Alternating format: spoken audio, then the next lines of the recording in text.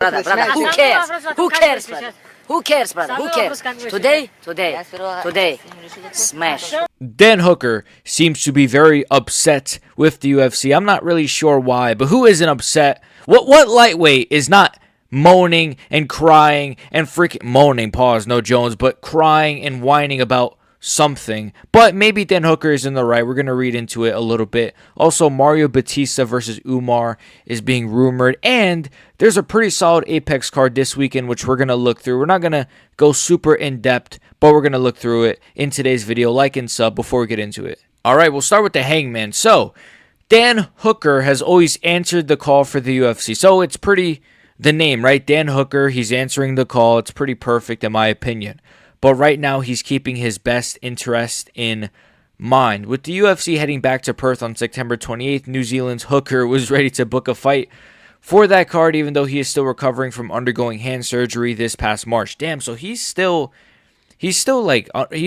wow, I'm stuttering. He's still recovering from that damn injury all the way back in March. What the hell did he do to his hand? He changed his mind this week the week of UFC 317, which was last month in June, when he was denied tickets to be in attendance at the T-Mobile Arena in Las Vegas. Wow, so they denied Dan Hooker tickets to watch Kai Kara-France fight. So we know Adesanya was there. I believe Volkanovski was there as well. Wow. The incident left a sour taste in Hooker's mouth. Why can't they just say Dan's mouth? Why do you got to say Hooker's mouth? Because then left a sour taste in Hooker's mouth. It's like, what is it? What are we, John Jones? We don't leave sour taste in Hooker's mouth. But anyways, they tried to, what the fuck am I saying? They tried to get me out of bed at 7:30 in the morning, Eastern time. The UFC booked me for some shit, which is 3 in the morning, New Zealand time. Okay, so, but was he in Vegas though? So it felt like it was 3 in the morning, I guess. He wasn't like accustomed to the time. Hooker said on Submission Radio, I didn't even go out. I had an early night, but I'm not getting out of bed at 3 in the morning to just do anything. I slept in, and I didn't go to the UFC thing. They canceled my tickets to Kai's fight, and then it's like, I'm going to rush back and fight injured for a company that's going to... Okay, wait. They try to get me out of bed at 7:30 in the morning. The UFC booked me for some shit. So he says it's some shit. I'm assuming it was some sort of like... They do kind of like this expo thing, the UFC expo during like International Fight Week. It's kind of like, I guess they do like signings and you get to meet the fans. I think it's like a VIP thing. If they booked you for that and you agreed to do it, you can't just flake at the last second, Dan Hooker. Come on, like you can't really just flake, right? But he says, I didn't go out, I had an early night, but I'm not getting out of bed at 3 in the morning. He slept in. They canceled my tickets to Kai's fight. And okay, that's kind of messed up, though. So he canceled on them, and they're like, all right, fuck you then. You're not going to get to see that little midget fight, which the way that fight went, maybe it's for the best. But he says, I'm going to rush back and fight injured for a company that's going to cancel my tickets to the event that I traveled all the way to Vegas for. I would have fought injured, but then someone at a desk has crossed my name off a list. So hopefully not the Epstein list. You work in the office, brother. I work in the... You think there would be a bit more respect there for guys who literally give their life. The amount of blood, sweat, and tears I've poured into putting shows on for that company. I thought there would have been a bit more respect there, but there is not. Which is, okay, that's pretty, damn. He's saying the UFC just straight up don't respect him. I don't really know what it was. I mean, again, if he canceled the UFC, if he canceled on them, do you guys think it's justified for them to just say, we're ripping your tickets up and we're throwing them in the trash? I don't know. If you had an obligation and you agreed to do it, and a lot of fans, just like you said, you traveled to Vegas. Well, a lot of fans also travel to Vegas for International Fight Week. And I'm sure there were a lot of New Zealand and Australian fans there because Kai Kara-France was in the co-main event. And so they would have probably liked to see you, Dan Hooker. So I don't know. I'm not sure. I don't think it's as black and white as he's in the wrong or they're in the wrong. But Hooker didn't clarify exactly why his tickets for UFC 317 were revoked, but he made it clear he would not be making a quick turnaround. So this is why lightweight is dead, guys. You got one guy who's complaining about tickets. You got Armin who doesn't want to fight Paddy because he says Paddy's not worthy. You got Gaethje saying that he doesn't want to fight the lightweight division, folks. Let's just scroll. Okay, the Hangman isn't interested in championship rounds unless there's significant extra pay. So he doesn't even want to fight in a 5-rounder. He says 20 grand for an extra 10 minutes is the going rate, Hooker said. I'm a logical thinker. In what world would I get $500,000 for 15 minutes and then get a $500,000 and 20 grand for half an hour? When I used to work at the bloody kitchen factory, do you think I did an 8-hour day and got paid a couple of $100 and then I'm going to do twice as much work and get a fraction more money? It just doesn't make sense to me. Oh, but for the experience. Shove it up your fucking ass, bro. I'm not going to work. I'm not going to work for twice as long. If you want me to go to work for twice as long, pay me twice as much. Yeesh. So Dan Hooker wants to be fucking... Wow. He says even as Hooker aired his grievances with the promotion he's called home since 2014, he praised them for their business acumen. We could scroll down more. Damn, this is a long-ass article. But he says... Hooker explained how this scenario is by design. He says the UFC is smart as fuck, Hooker said. They never paint themselves in a situation where there's a clear number one contender that has to fight for the belt next. I kind of agree with that, actually. I do feel like they do a thing where they like for there to be multiple number one contenders. You see it at featherweight right now with like Yair, Movsar, the winner of like Gene and Diego maybe. Aaron Pico, like they are kind of setting up a lot of big guys. Yeah, I see what he's saying there. They kind of do that. Even at welterweight with like Brady and Gary and Usman, and even Bilal didn't get his rematch, but that he's not getting it, low bro. But you get my point. He says because if they're ever in that situation, then negotiations obviously become very difficult for them. If the fans are 100% locked and expecting there's only one guy that makes sense for the title, you think when they sit down and negotiate, the UFC's in a strong position. Now they've got Gaethje that they can have. They've got Arman that still they've said doesn't, but he does still make... What the fuck is this writing, man? Look, listen. They've got Arman that still they've said doesn't, but he does still make sense for the title. But where's like the commas? It's like they've got Arman that still they've said doesn't, comma, but he does still make sense for the title.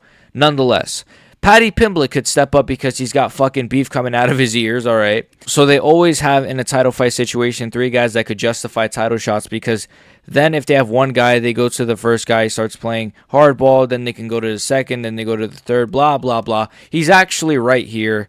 He's right. Dan Hooker's right in my opinion. And I honestly do think in terms of the situation with the tickets, it's not black or white. I think they're wrong for just ripping up his tickets and saying, fuck you, you can't see one of your training partners fight. But you also can't flake on them at the last minute when they're knocking on your door. Hey, Dan, you got to meet some fans. And you're like, fuck off, I'm fucking tired. You can't really do that. So it's a 50-50 thing. But I can't even give my opinions because in my last video that I did on Moicano and Gaethje, I got comments saying, why do you care? I'm going to go on a side rant here. Because when you get comments saying, why do you even care what Moicano does? Why do you even care? Because it's called being a YouTuber. Ask any YouTuber ever that has ever done a video on another person more famous than them ever. Ever. Why would they care? Why would Fox News care to talk about Donald Trump? He doesn't know them. They don't know him. Personally, that is. Why would MMA Guru care to talk about John Jones? I'm sorry, that was just a side tangent because when you get stupid comments, it makes me feel like I'm like the crazy one. I'm like, what the what is that even? I don't know, folks, but I think MMA fans are probably the dumbest fans I've ever seen, I've ever had to deal with. But I'm one of them, so I count as an MMA fan, which means I'm just as dumb as you guys, but in my own special way. Speaking of special, this is apparently the next fight that the UFC are making for Umar and Mario Bautista. Now, what do I think about this fight?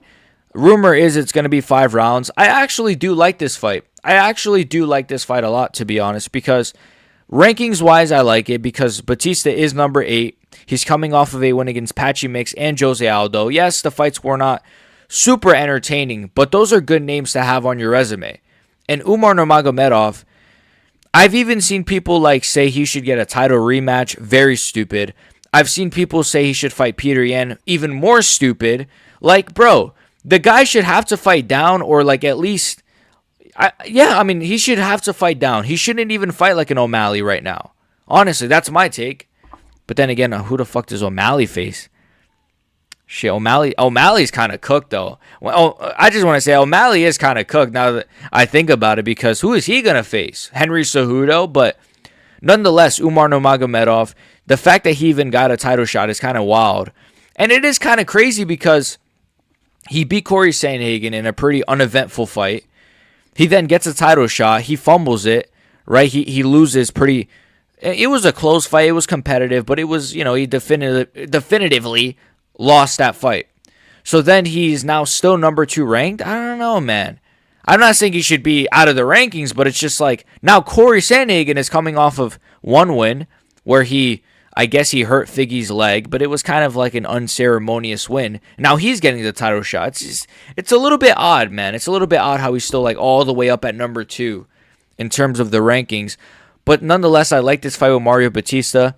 I think 5-rounder, I trust Umar to win, but it seems like Mario Bautista is improving. His striking is pretty good. His grappling is pretty good. His accuracy is very good. I mean, I was very impressed on how accurate he was against Patchy Mix. I just pictured that fight in my head. How frozen Patchy Mix fought, man. He really fought like a mannequin.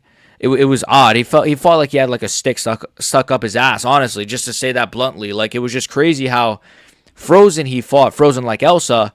But honestly, though, I think Mario Bautista is very good. This is a jump up in comp, for sure. But, Umar, the last time we saw him was in January, which is kind of wild, right? Because Merab has literally fought twice since Umar's last fight.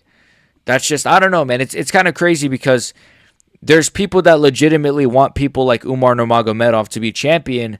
You're going to have to deal with one title defense a year, kid. So imagine if Umar would have won the belt.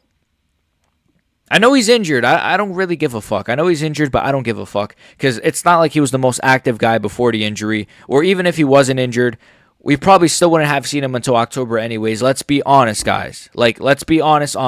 Like Islam Makhachev, last fought in January, took no damage. His next fight's going to be in November. This is what they do. It is what it is. I like some Dagestani fighters. I'm a big fan of Makhachev, but this is what a lot of them do. You have to say that bluntly. I'm sorry. But nonetheless, This is like Osama bin Laden versus like fucking Epstein. Honestly, I don't even know. I don't know. I mean, I don't know who I'm going to root for here. I might root for Mario Bautista. Fuck it. I might root for him. But I think Umar's got this one. But I'm definitely going to be pumping my fist every time Mario Bautista lands a right hand on that Nurmagomedov chin. Now, finally, let's discuss this Apex card that's coming up this weekend. I'm not doing a separate video on this because, first of all, none of you guys would watch it. So I had to sneak it in this video because I know none of you guys would watch a whole separate fucking prediction video. I wouldn't even watch it if someone else did it. But we got Tatsuro Taira versus Young Sung Park as the main event. It's the new main event. It's all right. I mean, they're both somehow number 6 ranked, which is... Wait, what? How are they both number 6 ranked? I'm not sure how that works, but now I believe Young Sung Park was supposed to fight Steve Erceg, and now it's Steve Erceg versus Ode Osborne at bantamweight, so I guess they don't have to make as hard of a weight cut. It is on short notice, so that fight is different as well. Wasn't it supposed to be Steve Erceg versus Alex Perez? Okay, so that's his like 3rd different opponent. But nonetheless, I like this fight better than Taira versus Albazi because who cares about Amir Albazi? And also, it's a Japanese guy versus a South Korean guy. That's probably the first time that's ever happened in the main event of any card ever, so that's pretty cool. And the co-main event, Chris Duncan versus Mateusz Rebecki. Mateusz Rebecki is one of my favorite fighters right now, so I think this is a sick fight. I think this is going to be a war, a scrap, hopefully at least. I mean, usually Rebecki has scraps, and Chris Duncan can get a bit scrappy, though he likes to wrestle, but, Rebecki was out there grappling with Oralbai, who's a much better wrestler, I would say, than Chris Duncan, so very good fight as well. And by the way, I didn't even predict, but I think Taira is going to win. I think Rebecki's got this one. Right, I'm not going to go super in-depth on these fucking fights. I'm sorry. But I do think Rebecki has good enough wrestling to nullify Chris Duncan's wrestling and good striking, good KO power. Duncan has a chin, but I don't know, man. I think he's a bit better than Jordan Vucenic, and he's not like a Jordan Vucenic who kind of hangs back. He's going to go for it. He's going to actually go for the finish. Whereas a Vucenic he'll sit back, he'll kind of be more technical. I don't think Rebecki's going to try to be technical here. He'll make it get scrappy. And then Taira, I think he'll probably just... I think this is too big of a jump up for Parks, so I think Taira's just very good. But I'm also a Tatsuro Taira fan, so I'm admittedly biased. Elvis Brenner, Esteban Ribovic, another sick fight, man. This is going to be a scrap as well. I mean, Elvis Brenner always has fun fights. Ribovic always has fun fights. And they constantly put him in the Apex, which is kind of hilarious. It's kind of crazy that a lot of these fights are in the Apex when these guys could easily hype up a main card of a... Not a main card. Prelim. All right, let's just say the prelim of a pay-per-view. These guys could easily hype up those crowds, but we got to get the obligatory is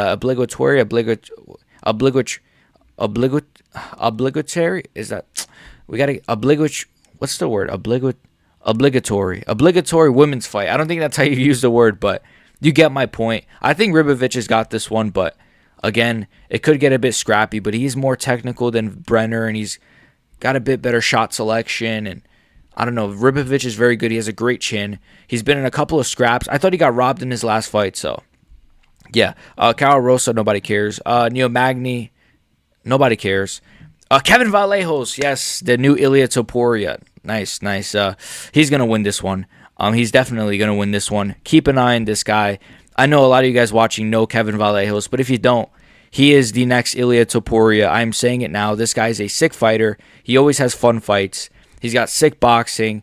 He had a close fight with Gene Silva on the Contender Series, I think. So he's very, very good. I think he could get a KO here, to be honest with you as well. You know, Danny Silva, he's Danny Silva. Rian Nakamura is back against Nathan Fletcher. Rinya Nakamura, didn't he fight Joshua Van? Didn't he try to shoot 1,000 takedowns against Joshua Van, or was that Ray Saruya? Or was that both? Nonetheless, I'm pretty sure Rinya Nakamura lost his last fight. So did Nathan Fletcher. This fight don't really do a lot for me. I guess maybe Nakamura's got this one. Tresean Gore, he's always fun. This could be a fun fight. He'll probably win this one.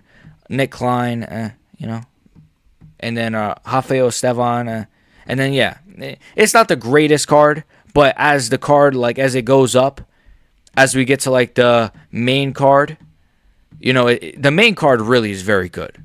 The main card, Kevin Vallejos, okay, Neil Magny, but then you got Esteban Ribovic, Mateusz Rebecki, and Chris Duncan is pretty fun too.